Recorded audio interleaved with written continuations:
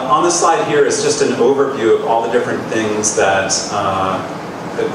the loose money did at the University of Washington.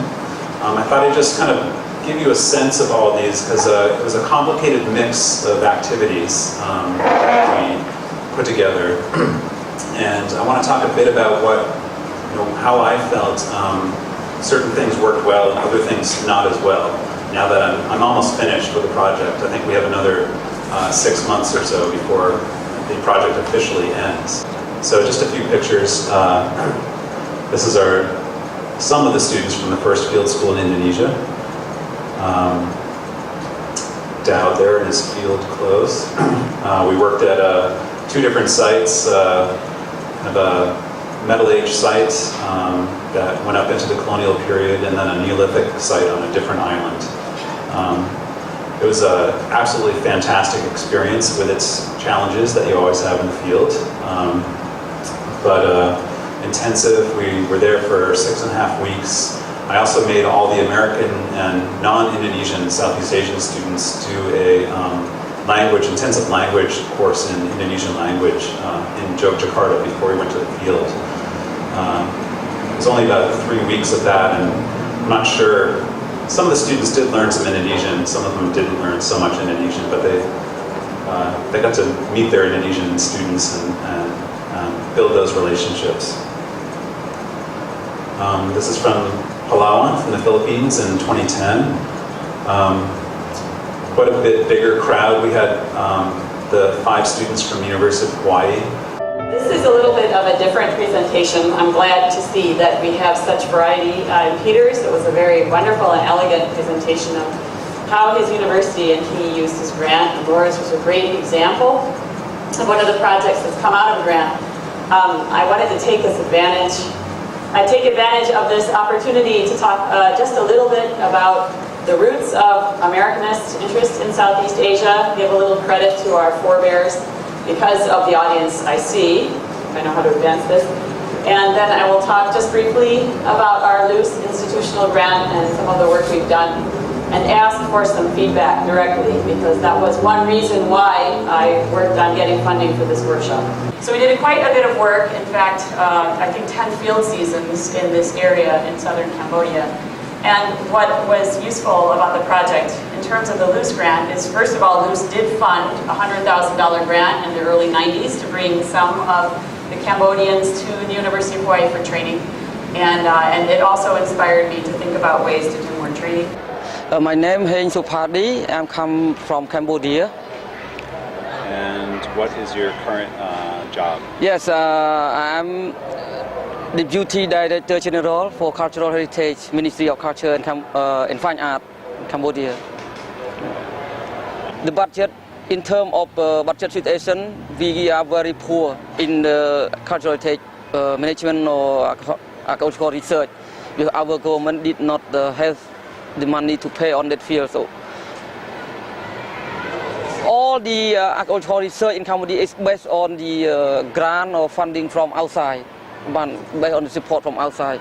What I'm going to talk mostly about is one of our field programs that we've been doing, and I have my 2 collaborators here with me, so they're going to help me talk about the benefits of what we did in the Bakong area of the Philippines.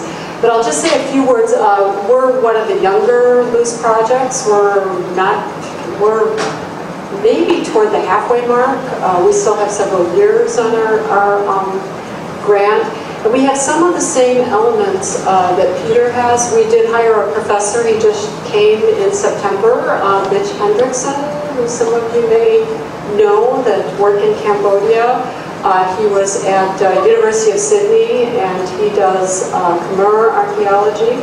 So we're really happy because he's our second Southeast Asian archaeologist, and I think it will help us a lot since I've worked mainly in island Southeast Asia, so now we have mainland Southeast Asia.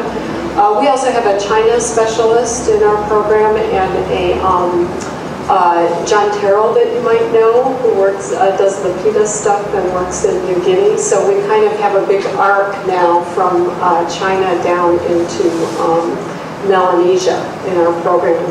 And I think that'll be really helpful for our students. So we did hire Again, like Peter's